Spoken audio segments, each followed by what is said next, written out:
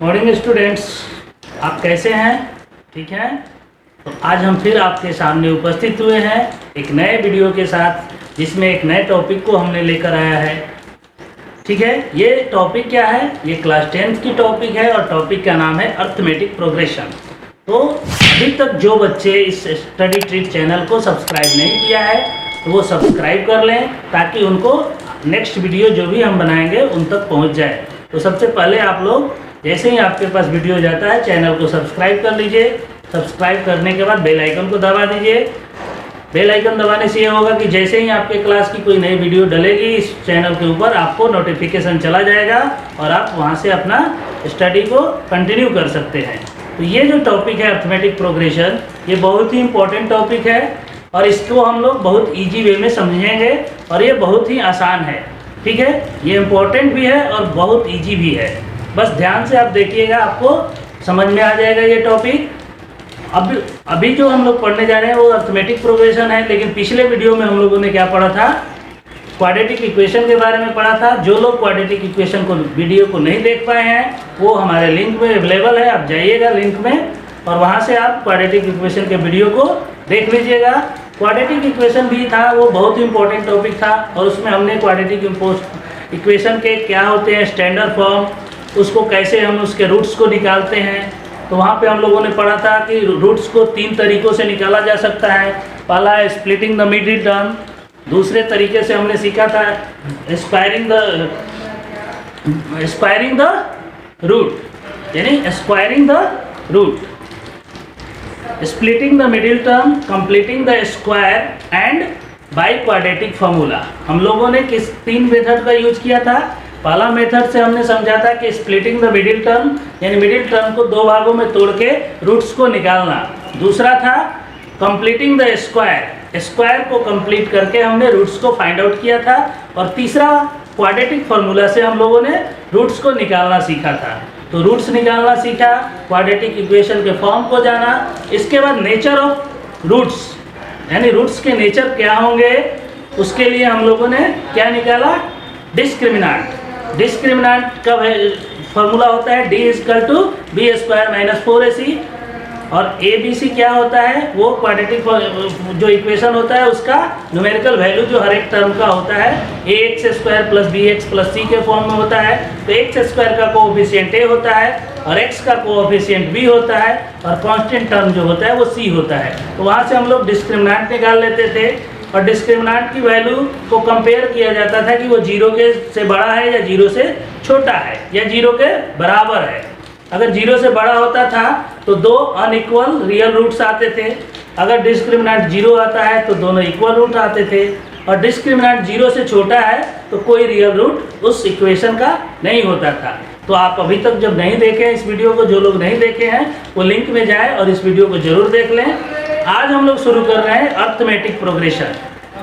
Arithmetic progression जो होता है उसमें हम लोग क्या करते हैं, हमारे पास एक नंबर की सीरीज होती है, बहुत सारे नंबरों की सीरीज होती है जिसका आपस में कोई ना कोई इंटरलिंक कनेक्शन होता है, यानी हर नंबर एक दूसरे से इंटरलिंक्ड होता है अर्थमेटिक प्रोग्रेशन में। ठीक है, अगर कोई लिंक्ड नहीं है तो समझिए कि वो प्रोग्रेशन अर्थमेटिक प्रोग्रेशन नहीं है। ठीक है, तो उसको जानने के पहले हम लोग कुछ उसके टर्म्स है उसको जान ले।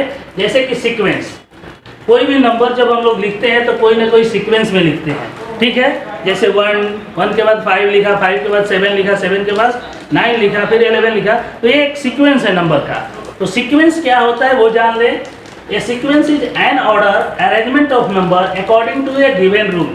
सीक्वेंस जो होता है वो किसी नंबर के अरेंजमेंट का ऑर्डर होता है जिसको किसी एक गिवन रूल, मतलब किसी न किसी रूल के द्वारा हम लोग अरेंज करते हैं। जैसे 2, 3, 5, 7, यहाँ पे 4 नंबर है और यहाँ पे 1, 4, 9, 16 और 25, ये 2 सीक्वेंस है। अब इसमें कौन सा रूल फॉलो कर रहा है वो देखेंगे। तो 2 और 3 के बीच क्या है कनेक्शन? 2 से 3 1 बड़ा है, फिर 3 से 5 2 बड़ा है, 5 से 7 फिर 2 बड़ा है, यानी हर एक सीक्वेंस के बीच सेम डिफरेंस नहीं है। तो ये किसी रूल के तहत नहीं है, ये सीक्वेंस तो है लेकिन विदाउट रूल है। यहाँ पे है कि ये हर एक नंबर का होल स्क्वायर है। देखिए 1 का स्क्वायर 1 होता है, 2 का स्क्वायर 4 होता है, 3 का स्क्वायर 9 होता है, 4 का स्क्वायर 16 होता है और 5 का स्क्वायर 25। तो ये सब किसी न किसी रूल्स के तहत यहाँ पे हैं। ठीक है, इसके बाद प्रोग्रेशन क्या होता है। सीक्वेंस हम लोगों ने जान लिया कि सीक्वेंस नंबर का एक ऑर्डर होता है जो किसी न किसी रूल के अकॉर्डिंग टू लिखा हुआ होता है। Progression, it is not always possible to write each and every sequence of some rule. मतलब हम लोग, ये जरूरी नहीं है कि हर एक सीक्वेंस को किसी न किसी रूल से ही लिख दें। तो जब हम लोग किसी न किसी रूल से नहीं लिख पाएंगे तो वो सीक्वेंस तो रहेगा लेकिन वो प्रोग्रेशन नहीं कहलाएगा। ध्यान देना है कि हर एक सीक्वेंस प्रोग्रेशन नहीं हो सकता है, लेकिन हर एक प्रोग्रेशन सीक्वेंस होता है। हर एक सीक्वेंस प्रोग्रेशन नहीं होता है, बट हर एक प्रोग्रेशन सीक्वेंस होता है। अब प्रोग्रेशन क्या है? The sequence that follow certain pattern, वैसा सीक्वेंस जो कुछ न कुछ पैटर्न को फॉलो करता है वो कहलाता है progression. In a progression we can always write the nth term. जब हम प्रोग्रेशन लिखेंगे तो उसका nth टर्म हमेशा हमको हम लिख सकते हैं, क्योंकि वो रूल के अकॉर्डिंग टू चलता है। तो जब भी हम किसी रूल से चलते हैं तो उसका लास्ट टर्म हम लिख सकते हैं। उसका एक सर्टेन फॉर्मूला होता है जिसको हम लोग उसके तहत उसके एंड टर्म यानी लास्ट टर्म को लिख सकते हैं। तो प्रोग्रेशन क्या होता है? The sequence that follow a certain rule called progression. वैसा सारे सीक्वेंस जो किसी न किसी रूल्स को फॉलो करते हैं वो प्रोग्रेशन कहलाते हैं। In a progression we can always write the end term. किसी भी प्रोग्रेशन में हम लोग लास्ट टर्म को लिख सकते हैं। ठीक है, आगे पढ़ेंगे हम लोग टर्म्स ऑफ सीक्वेंस क्या होता है और अर्थमेटिक प्रोग्रेशन क्या होता है। अभी तक हम लोगों ने क्या सीखा इस चैप्टर में? सीक्वेंस क्या होता है, सीरीज क्या होता है और प्रोग्रेशन क्या होता है। अब हमें जानना है कि अर्थमेटिक प्रोग्रेशन क्या होता है। तो ये अर्थमेटिक प्रोग्रेशन एक नंबर का सीरीज होता है जिसमें हर एक टर्म अपने पिछले टर्म से एक फिक्स नंबर के थ्रू इंक्रीज करता है या डिक्रीज करता है। ठीक है, तो इसका देखिए डिफिनीशन क्या है। अंत and arithmetic progression is that list of number. कोई भी अर्थमेटिक प्रोग्रेशन वैसे नंबरों का एक लिस्ट होता है in which the first term is given, जिसमें फर्स्ट टर्म दिया हुआ रहता है, and each other term then the first term, यानी ईच अदर टर्म यानी फर्स्ट टर्म के बाद जितने भी टर्म्स आते हैं उसके अलावा obtain by adding fix number. Obtain किया जाता है उसमें एक फिक्स नंबर ऐड करके, और वो फिक्स नंबर क्या होता है? D to the preceding number, यानी डी को हर एक पिछले नंबर में जोड़ते जाएंगे तो वो सीरीज का अगला नंबर बनते जाएगा। जैसे हमने एक एग्जांपल लिया है 2, 5, 8, 11 डॉट डॉट, यानी ये बढ़ते जाएगा। जहाँ तक आप ले जा सकते हैं वहाँ तक ये सीरीज जा सकता है। इसका पहला टर्म क्या हो सकता है? तो 2, दूसरा टर्म 5, तीसरा टर्म 8, चौथा टर्म 11। इसी तरह से ये बढ़ेगा। पांचवा टर्म क्या होगा, 100वां टर्म क्या होगा, या फिर 1000वां टर्म क्या होगा, ये आप निकाल सकते हैं। कब? जब आपको फर्स्ट टर्म और इसका फिक्स नंबर डी मालूम हो। तो हमें मालूम है कि फर्स्ट टर्म 2 है और डी, तो डी को कैसे निकाला जाता है? तो डी निकालने के लिए हर एक अगले टर्म में से पिछले टर्म को आपको सब्ट्रैक्ट करना पड़ता है, यानी हर एक पिछले टर्म में से अगले टर्म में से पिछले टर्म को सब्ट्रैक्ट करते जाइए, जिससे आपको डी निकल जाएगा। जैसे 5 में से 2 घटाइएगा क्या बचेगा? 3, 8 में से 5 घटाइएगा 3, 11 में से 8 घटाइएगा 3, यानी हर केस में 3 बच रहा है। इसका मतलब ये फिक्स नंबर क्या हुआ? डी हुआ, जो कि हर एक पिछले टर्म में जोड़ने पे, यानी 2 + 3 5, 5 + 3 8, 8 + 3 11, 11 + 3 14, 14 + 3 17। इस तरह से 3 3 ऐड करके आप जितना भी बड़ा से बड़ा टर्म बना दे सकते हैं, यानी इसका हर एक टर्म को आप फाइंड आउट कर सकते हैं। आपसे कोई पूछे कि 1000वां टर्म क्या है तो भी आप निकाल सकते हैं। उसके लिए फॉर्मूला है जो कि आगे हम बताएंगे। ठीक है, अभी हमें जानना है कि अर्थमेटिक प्रोग्रेशन होता क्या है। तो अर्थमेटिक प्रोग्रेशन वैसे नंबर का लिस्ट होता है जिसमें फर्स्ट टर्म गिवन होता है, यानी दिया हुआ रहता है, और उसके बाद हर एक जो टर्म होते हैं वो पहले टर्म में एक फिक्स नंबर को ऐड करके निकाला जाता है, जिसको हम लोग डी कहते हैं। यानी the fix term d is also known as common difference of arithmetic progression. इस फिक्स टर्म डी को हम लोग कॉमन डिफरेंस के नाम से जानते हैं। ये या तो पॉजिटिव हो सकता है, यानी ये डी पॉजिटिव होगा, या निगेटिव होगा, या जीरो भी हो सकता है। ठीक है, आपको घबराना नहीं है। डी का वैल्यू या तो पॉजिटिव या तो नेगेटिव या फिर जीरो भी हो सकता है।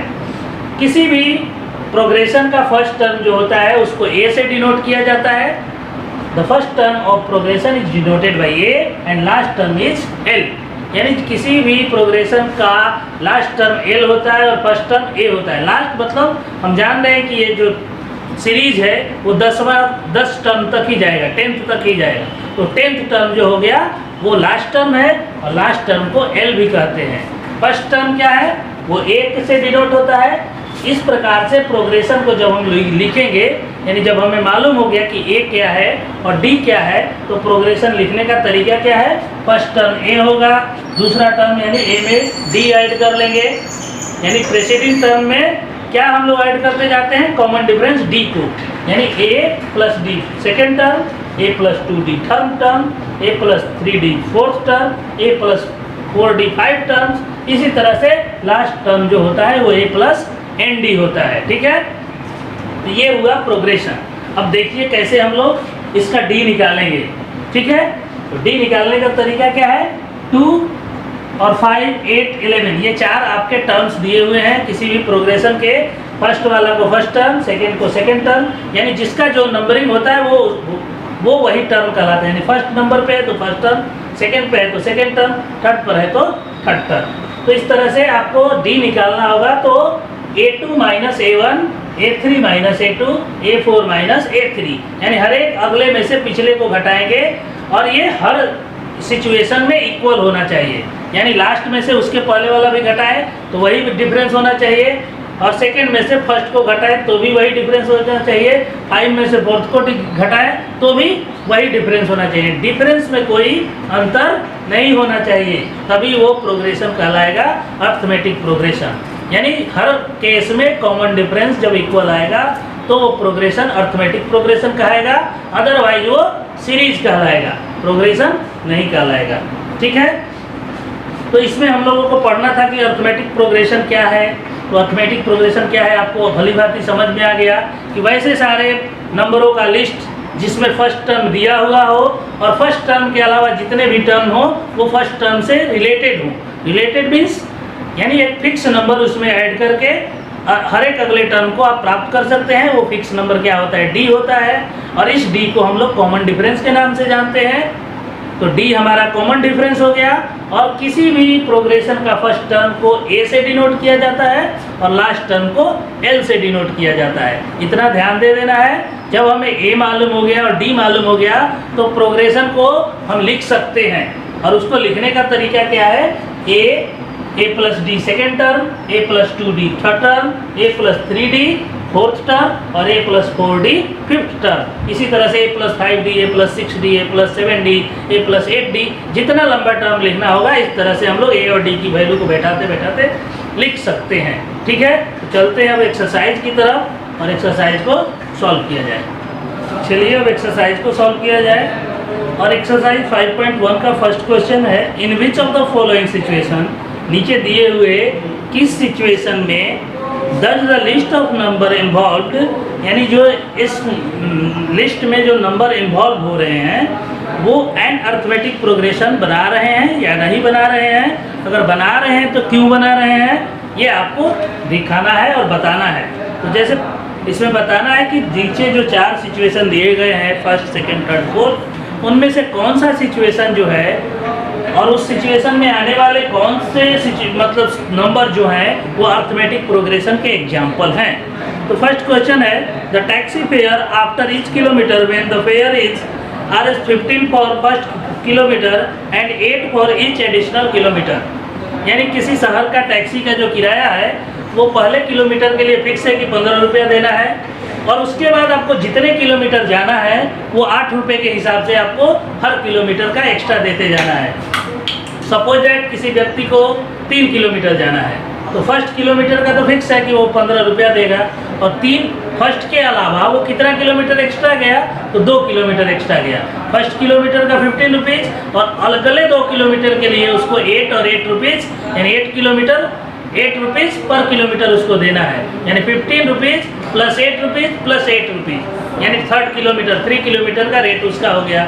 2 किलोमीटर कोई गया तो वो देगा 15 पहले के लिए और सेकेंड किलोमीटर के लिए 8 रुपीज़। तो इस तरह से हमें देखना है सीरीज बनाकर कि ये सीरीज अर्थमेटिक प्रोग्रेशन है या नहीं है। तो हमें इंफॉर्मेशन क्या है, the taxi fare for first kilometre is equal to 15 rupees and fare for each additional kilometre is equal to 8 rupees, यानी पहले किलोमीटर का 15 दिया है और उसके बाद जितने किलोमीटर आप एक्स्ट्रा जाते हैं हर एक एक्स्ट्रा किलोमीटर के लिए आपको 8 रुपीज़ देने हैं। तो उस तरह से हमने बनाया कि taxi fare for 1 kilometre 15 rupees. अगर वो व्यक्ति 2 किलोमीटर जाता है तो 15 तो पहले के लिए देगा, दूसरे किलोमीटर के 15 प्लस 8 दोनों मिला के उसको 23 देना पड़ेगा। अगर वो व्यक्ति 3 किलोमीटर जाता है तो पहले किलोमीटर के लिए 15 देगा, फिर 2 किलोमीटर के लिए 8 और 8 देगा। इस तरह से वो 3 किलोमीटर के लिए 31 देगा। 4 किलोमीटर कोई जाता है तो उसी तरह से फर्स्ट किलोमीटर के लिए उसको 15 रुपये तो पे करना ही करना है और अगले 3 किलोमीटर के 8-8 के हिसाब से 3 बार और पे करना है, यानी वो 39 रुपीज़ पे करता है। तो इस तरह से हमारे पास नंबरों का सीरीज बना 50, 23, 31 और 39। The series equal to 50, 23, 31 and 39। अब हमें क्या निकाल के देखना है, इसका d. D means common difference, इसका अगर हर केस में इक्वल आता है तो ये अर्थमेटिक प्रोग्रेशन है, अदरवाइज नहीं है। डी निकालने के लिए हमने बताया था कि हर एक अगले टर्म में से पिछले टर्म को सबट्रैक्ट कर देना है, यानी डी निकालने के लिए हमें 23 में से 15 घटाना होगा, 31 में से 23 घटाना होगा और 39 में से 31 घटाना होगा। और तीनों केस में डिफरेंस इक्वल आना चाहिए। देखिए 23 माइनस 15 जो आता है वही 31 माइनस 23 आता है और वही वैल्यू 39 माइनस 31 का होता है, यानी 8 रुपीज़। हर केस में कॉमन डिफरेंस इक्वल आ गया। So the number involve in this series make an arithmetic progression, यानी इसमें जो सीरीज में नंबर इन्वॉल्व हो रहे हैं वो अर्थमेटिक प्रोग्रेशन बना रहे हैं। ये आपने दिखा दिया कैसे, क्योंकि सबका कॉमन डिफरेंस इक्वल आ रहा है। तो इस तरह से फर्स्ट क्वेश्चन बना आपका 5-1 का, 1 का फर्स्ट। अब बाकी जो 3 है वो सिचुएशन के अकॉर्डिंग टू आप खुद फाइंड आउट कीजिए कि वो अर्थमेटिक प्रोग्रेशन का एग्जाम्पल है या नहीं है। सेकेंड क्वेश्चन की तरफ चलते हैं। सेकेंड क्वेश्चन है write first 4 term of AP when the first term a and the common difference d are given as follow, यानी हमें हर एक अर्थमेटिक प्रोग्रेशन के 4 टर्म्स को निकालना है। कब? जब हमें मालूम है उसका फर्स्ट टर्म क्या है और कॉमन डिफरेंस क्या है। तो हम लिखेंगे ये हमें मालूम है 10 है और कॉमन डिफरेंस भी 10 है। तो प्रोग्रेशन क्या होता है, हमने उसका बताया था एग्जाम्पल कि प्रोग्रेशन को कैसे लिखते हैं। जब ए और डी मालूम हो तो सीरीज का फर्स्ट टर्म ए होता है, दूसरा टर्म ए प्लस डी होता है, फिर तीसरा होता है ए प्लस 2d और चौथा होता है ए प्लस 3d। 4 ही टर्म हमें निकालना है और 4 टर्म का फॉर्मूला हम लिख लेंगे, क्योंकि हमने पीछे बताया है आपको कि ए और डी मालूम हो तो सीरीज कैसे लिखते हैं या प्रोग्रेशन कैसे लिखते हैं। ए की जगह पे 10 लिख देंगे, सेकेंड टर्म 10 प्लस 10 हो जाएगा, थर्ड टर्म हो जाएगा 10 प्लस 2 इंटू 10 और फोर्थ टर्म हो जाएगा 10 प्लस 3 इंटू 10। ये 10 ही रह गया, ये 10 10 20 हो गया, ये 10 प्लस 20 हो गया और ये हो गया 10 प्लस 30, यानी 10 20 30 40। ये 4 टर्म आपके आ गए। जब आपको ए और डी दिया हुआ हो और 4 टर्म निकालना हो, 4 यहाँ पूछ रहा है आपको, 8 टर्म पूछेगा तो आपको इसी तरह से 4d 5d करके निकाल लेना हो। ए प्लस 4d, ए प्लस 5d, ए प्लस 6d, ए प्लस 7d तक जाइएगा तो 8 टर्म निकल जाएंगे। तो हमें 4 टर्म निकालना था तो ए प्लस 3d तक गए और ए और डी का वैल्यू हर जगह रख दिया, वहाँ से हमारा सीरीज आ गया 10 20 30 और 40। देखिए हर एक सिचुएशन में यहाँ डी निकालिए, 40 माइनस 30 10, 30 में से 20 घटाइए फिर भी 10, 20 में से 10 घटाइए फिर भी 10, यानी हर एक सीरीज का डिफरेंस जो है अपने पीछे वाले नंबर से इक्वल है। सो ये अर्थमेटिक प्रोग्रेशन है, क्योंकि इसका ए और डी दिया भी हुआ है और आपने यहाँ से फाइंड आउट भी कर लिया कि हमारा जो डिफरेंसेज है वो सेम आ रहा है, तो आपका ये आंसर सही है। तो ये बना लिया। जब ए और डी मालूम हो तो कितने भी टर्म आपको निकालना हो आप निकाल सकते हैं इजीली, ठीक है। थर्ड क्वेश्चन है कि for the following AP right the first term and common difference. यहाँ पे दिया हुआ है सीरीज, वो क्या सीरीज है? अर्थमेटिक प्रोग्रेशन का सीरीज है। इसमें आपको फर्स्ट टर्म ए बता देना है और कॉमन डिफरेंस डी को निकालना है। देखिए थर्ड में फर्स्ट सीरीज जो दिया हुआ है 3 1 -1 -3, ये एक सीरीज दिया हुआ है। तो किसी भी सीरीज का जो फर्स्ट नंबर होता है, लिस्ट किसी भी सीरीज में नंबरों का जो लिस्ट होता है, वो पहला नंबर जो होता है वो उसका फर्स्ट टर्म ए कहलाता है। यहाँ लिखेंगे first term a equal to 3। अब हमें निकालना है कॉमन डिफरेंस। कॉमन डिफरेंस, और कॉमन डिफरेंस को डी बोलते हैं, और डी निकालने के लिए हर एक अगले टर्म में से पिछले टर्म को घटाते हैं, यानी a2 माइनस a1 और a3 माइनस a2, ये दोनों सेम आना चाहिए। a2 है हमारा 1 में से 3 घटाएंगे, वही बचना चाहिए हमें किसमें? a3 माइनस a2 से। तो a3 -1 है और उसमें से a2 घटाएंगे यानी 1 घटाएंगे। तो देखिए यहाँ 1 में से -3 घटाइएगा तो -2 आता है, और यहाँ -1 और -1 -2, यानी दोनों केस में -2 ही आ रहा है। सो d = -2 और a = 3। First term a, first term आ गया हमारा a3। किसी भी सीरीज का जो पहला शुरू वाला जो नंबर होता है वो a कहलाता है। तो a पूछता है जहाँ पे, या फर्स्ट टर्म जहाँ पे पूछता है वो आप आंख बंद करके लिख दीजिएगा कि जो फर्स्ट नंबर है वो a है। कॉमन डिफरेंस निकालने के लिए क्या करते हैं? दूसरे में से पहले को घटाते हैं, तीसरे में से दूसरे को, और चौथे में से तीसरे को। इस तरह से घटाने पे आपका कॉमन डिफरेंस आता है। हमने 2 इसलिए घटाया कि दोनों सिचुएशन में सेम आएगा, तभी वो एपी होगा। अगर सेकंड में से फर्स्ट को घटाते हैं और कुछ और आ जाता है, और थर्ड में से सेकंड को घटाते हैं तो कुछ और आ जाता है, तो ये एपी नहीं होगा। हर एक सिचुएशन में सेम आएगा तभी एपी होगा। तो ए और डी निकालने का ये तरीका था जब सीरीज दिया हुआ हो तो आपको हमने एक बता दिया। अब बाकी जो जितने भी हैं उस सीरीज को देख के आप खुद से निकाल लीजिएगा ए और डी। हर एक का पहला टर्म ए होगा, और कॉमन डिफरेंस के लिए अगले में से पिछले को घटा देना है। ठीक है, अगला क्वेश्चन है 4 number, which of the following are APs. नीचे दिए हुए कौन से सीरीज जो है वो एपी के हैं, and if they form AP find the common difference D and right 3 more terms. अगर वो एपी है तो उसका कॉमन डिफरेंस निकालना है और उसके अगले 3 टर्म को लिखना है। जहाँ तक लिखा हुआ है, यानी हर एक में देखिए किसी में 4 टर्म है, किसी में 3 टर्म है, या फिर 4 ही है, तो 4 के अलावा 5वां, 6ठा और 7वां 3 टर्म और आपको लिखना है। ठीक है, तो पहला है 4 का, देखते हैं एग्जाम्पल वो एपी है कि नहीं।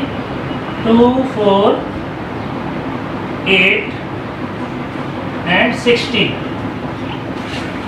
इसमें सबसे पहले एपी है कि नहीं जानने के लिए हमें क्या करना पड़ता है? कॉमन डिफरेंस को निकालना पड़ता है। यानी कॉमन डिफरेंस पहले निकाल लीजिए।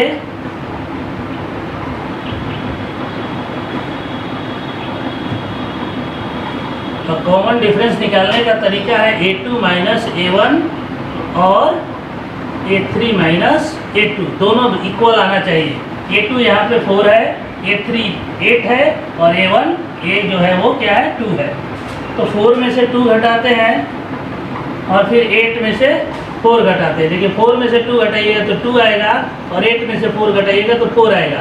यहाँ पे कॉमन डिफरेंस डी जो है वो अलग अलग आ गया, यहाँ 2 आया, यहाँ 4 आया। तो इस केस में ये एपी नहीं है, तो लिख देंगे this is not an AP. ठीक है, ये एपी है ही नहीं, तो इसका अगले 4 टर्म को हमें नहीं निकालना है। अगला एग्जांपल लेते हैं 4th नंबर, और उसको देखते हैं एपी है या नहीं है। -10 -6 -2 2, ये 4 टर्म दिए हुए हैं। ठीक है, तो पहले हम इसमें भी कॉमन डिफरेंस निकाल लेते हैं।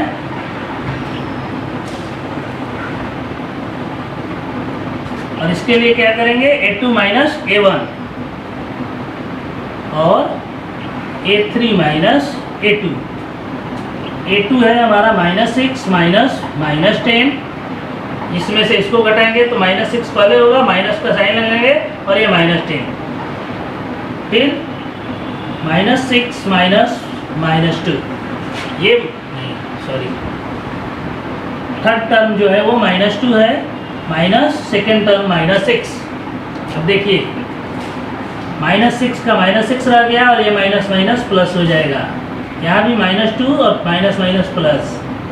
इसको सॉल्व कीजिएगा तो ये 4 और 4, यानी हमारा डी जो आ गया वो क्या है, दोनों केस में इक्वल है। इसका मतलब ये एपी है, तो इसको लिख देंगे this is the example of AP. Second question जो 4 नंबर क्वेश्चन है वो एपी का एग्जाम्पल है। अगर एपी का एग्जाम्पल है तो हमें फर्स्ट टर्म भी मालूम है और डी भी मालूम है। This is an AP where a is equal to first term -10 और डी हमने निकाला है क्या है 4। अब हमें 3 और टर्म इसके निकालने हैं, तो हम लिख देंगे -10 -6 -2 2। यहाँ तक तो 4 टर्म है। अगले टर्म में क्या करेंगे 2 + 4, ठीक है, फिर आ जाएगा 2 + 4 + 4 और फिर अगला हो जाएगा 2 + 4 + 4 + 4, यानी हर एक टर्म में 4 ऐड करना है। ये चौथा टर्म था, पांचवा टर्म में 2 + 4 हो जाएगा, छठा टर्म में 2 + तो 4 पांचवा है, अगला में फिर 4 ऐड कर देंगे तो ये छठा हो गया। छठा टर्म क्या है 2 + 4 + 4, तो पहले लिख लिया और फिर उसमें +4 कर देंगे तो सातवां टर्म हो जाएगा। मीन्स -10 -6 -2 2 के बाद क्या हो जाएगा 2 + 4 6, ये हो जाएगा 10 और ये हो जाएगा 40, यानी 4 टर्म पहले से दिया हुआ था। अगला 3 टर्म क्या हो गया 6 10 एंड 40, यानी ये हो गया एपी के नेक्स्ट 3 टर्म्स। अगर एपी था तो हमने उसका कॉमन डिफरेंस निकाला, ठीक है। एपी कॉमन डिफरेंस निकालने ही से आपको पता चल जाएगा कि वो सीरीज एपी है या नहीं है, यानी हर एक केस में जब कॉमन डिफरेंस इक्वल आएगा तो एपी है। जैसे हमने पहला को सॉल्व किया वहाँ पे हमें अलग अलग डिफरेंसेज आ गए, एक में 2 आया, दूसरे में 4 आ गया, यानी 2 और 4 आ गए, तो वो कॉमन डिफरेंस इक्वल नहीं हुआ, इसका मतलब एपी नहीं है। अगर फोर्थ क्वेश्चन को हमने उसी तरह से सॉल्व किया, सीरीज दिया हुआ है, कॉमन डिफरेंस निकाला और हर एक केस में इक्वल आ गया, इसका मतलब ये एग्जाम्पल किस चीज़ का है, एपी का है। और जब एपी का है तो उसके अगले सीरीज को जितना भी पूछेगा उतना आप लिख सकते हैं, क्योंकि आपके पास वो फार्मूला है कि हर एक पिछले टर्म में हम डी को ऐड कर देंगे तो अगला टर्म बढ़ते जाएगा। तो हमारा 2 तक दिया हुआ था 4 टर्म, 2 में 4 जोड़ दिया 6 आ गया अगला टर्म, फिर 6 में 4 जोड़ दिया वो उसका अगला टर्म आ गया, फिर उस 10 में 4 ऐड कर दिया तो उसके अगला टर्म आ गया। इससे भी आगे पूछेगा तो 14 + 4 हो जाएगा, फिर जो आएगा उसमें 4 ऐड कर देंगे, फिर जो आएगा उसमें 4 ऐड कर देंगे। इस तरह से जितने भी टर्म पूछा जाएगा वो आप बना सकते हैं।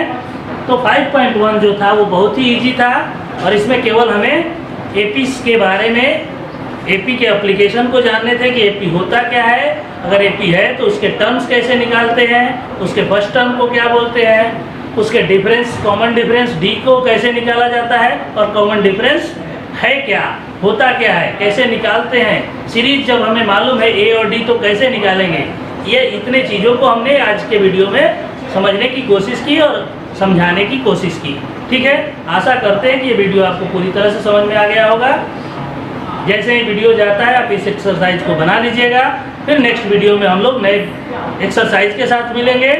और अभी तक अगर आपने इस चैनल को सब्सक्राइब नहीं किया है तो चैनल को सब्सक्राइब कर लीजिए, लाइक कर दीजिए, शेयर भी कीजिए, क्योंकि और जो बच्चे अभी तक इस चैनल से नहीं जुड़े हैं वो पिछले मतलब अभी जो जुड़ेंगे नए वाले बच्चे 10th के, तो उनके लिए क्या है, अभी तो हम 5 पढ़ा रहे हैं, इसके पहले बहुत सारे हमने एक्सरसाइज को सॉल्व किया है। वो आपको वीडियो कहाँ से मिलेगी, तो इसके लिंक से मिलेगी। स्टडी ट्रिक के लिंक पे जाइएगा, 10th क्लास के लिए वीडियो को सर्च आउट कीजिएगा, प्लेलिस्ट में जाइएगा, प्लेलिस्ट में 10th क्लास की सारी वीडियोज़ हैं, जो आपको चाहिए वहाँ से आपको मिल सकता है। तो आप जल्दी से जल्दी इस चैनल को सब्सक्राइब कर लें और अभी से अपने पढ़ाई को जारी रखें, क्योंकि ये अर्थमेटिक प्रोग्रेशन बहुत ही मोस्ट इम्पॉर्टेंट चैप्टर है जिसको आपको भविष्य में भी बहुत ज़्यादा काम देगा अगले क्लासेज में, ठीक है। तो जो बच्चे नए जुड़ने वाले हैं वो जुड़ जाएंगे और इस चैप्टर को पढ़ेंगे। पिछले चैप्टर के स्टडी के लिए आप लोग मतलब लिंक में जाइएगा, प्लेलिस्ट को ओपन कीजिएगा 10th क्लास के लिए, वहाँ हर सब्जेक्ट का हर वीडियो अवेलेबल है, ठीक है। Thank you.